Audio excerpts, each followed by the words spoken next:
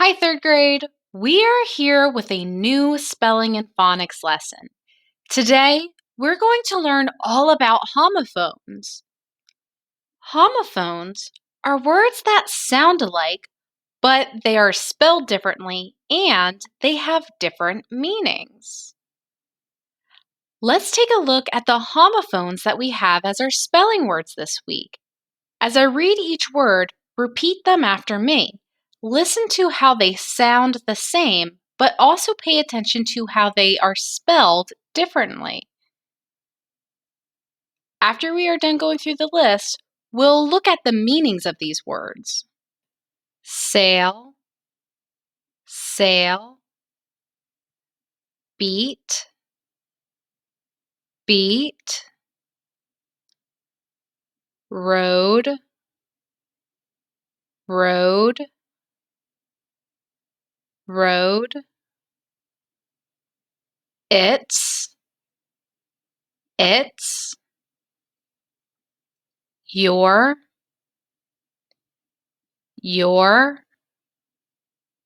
their,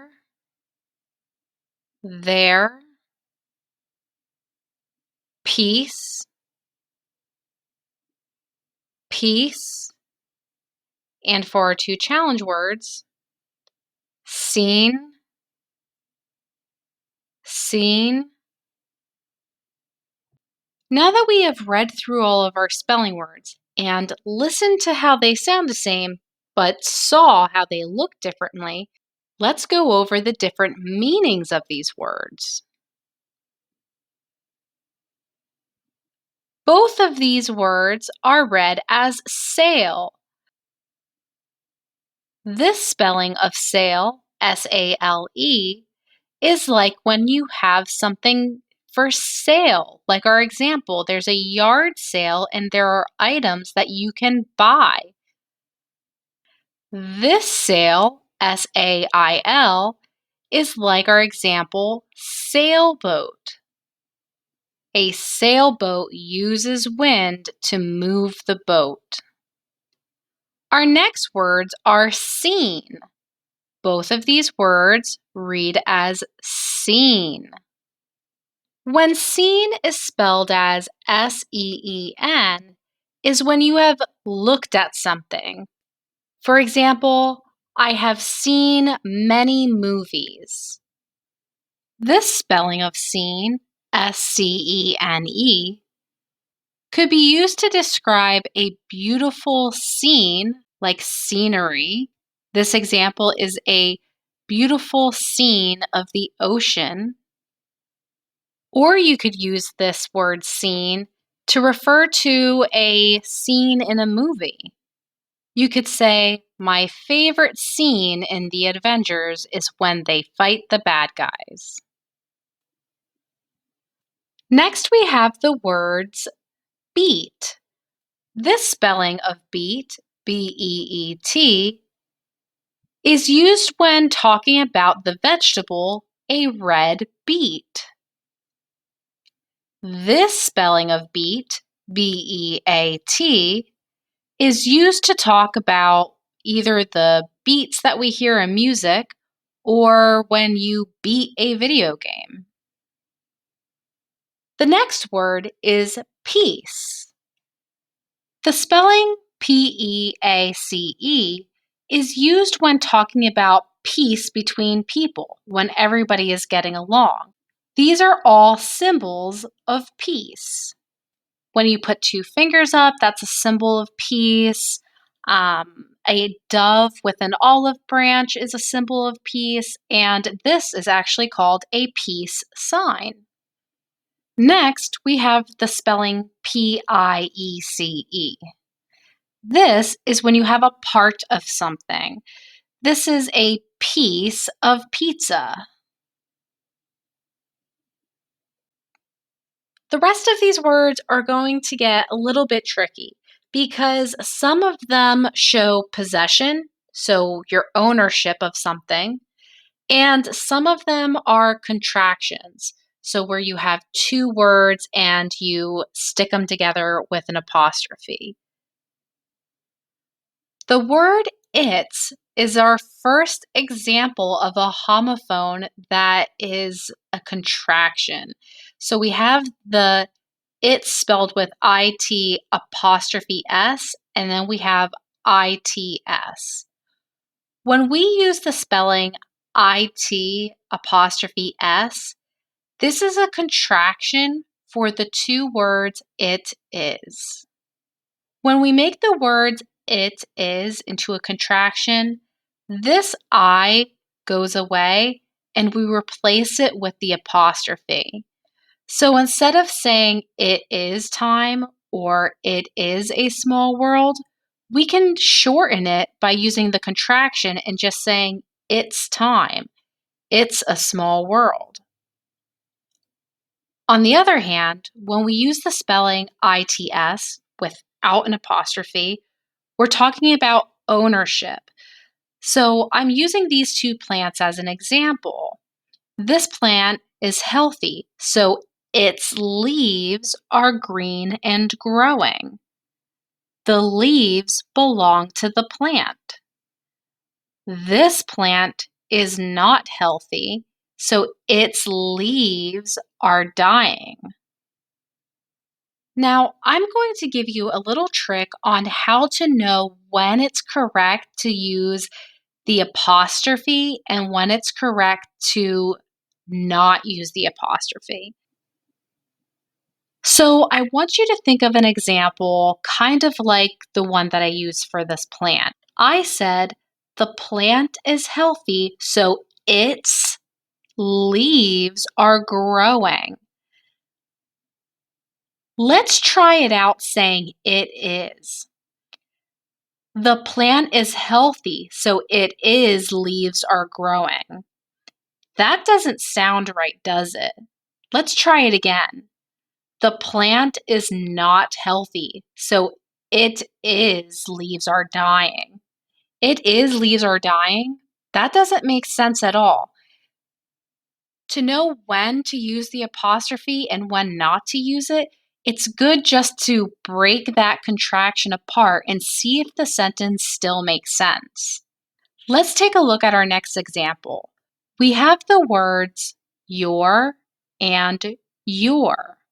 This word, your, spelt with Y-O-U apostrophe R-E, is the contraction of the two words you are.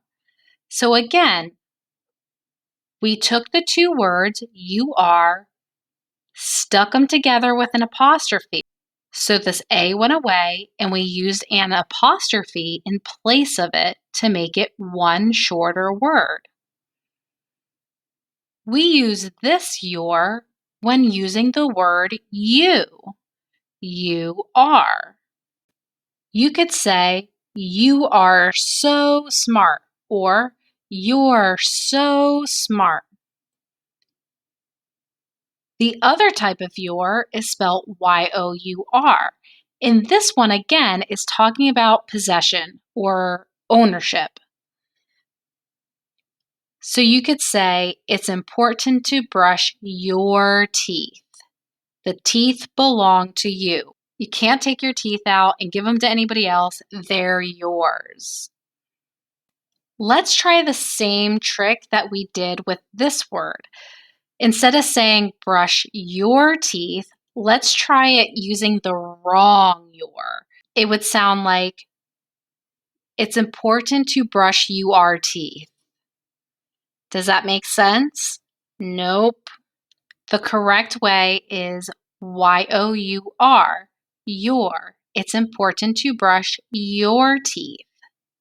And make sure that you're using your toothbrush and not your cat's. Now let's look at the words road. We have three different types of road.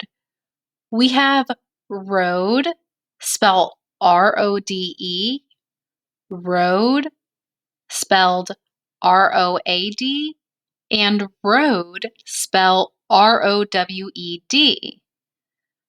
The road spelled like this is to tell how you rode something.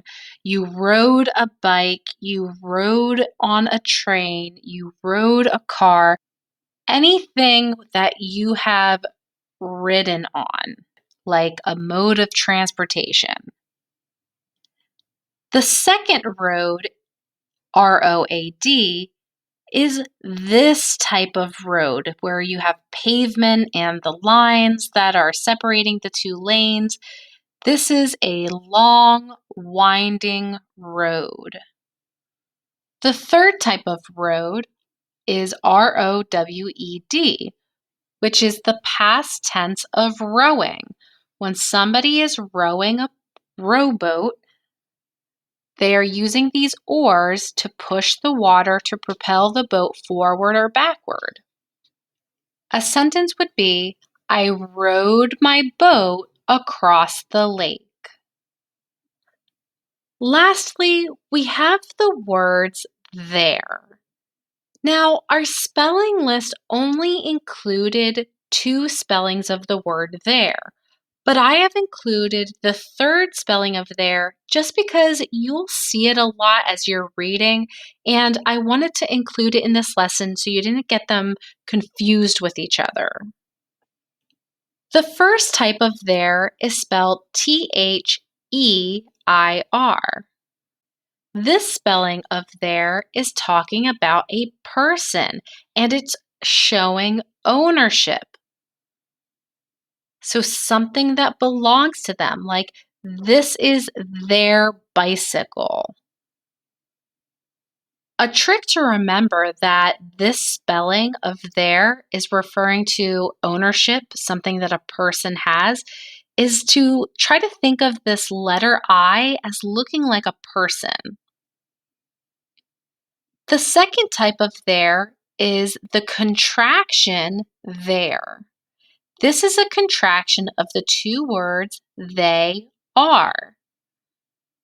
To make the 2 words they are into one word, they get rid of the A and they put it together with a apostrophe.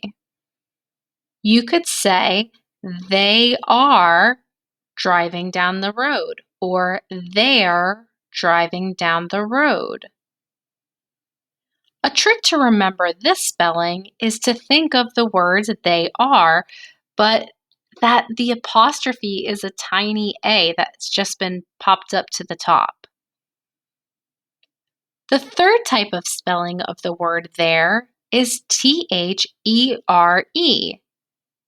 This word there is used to talk about a location of something. So the boat is over there.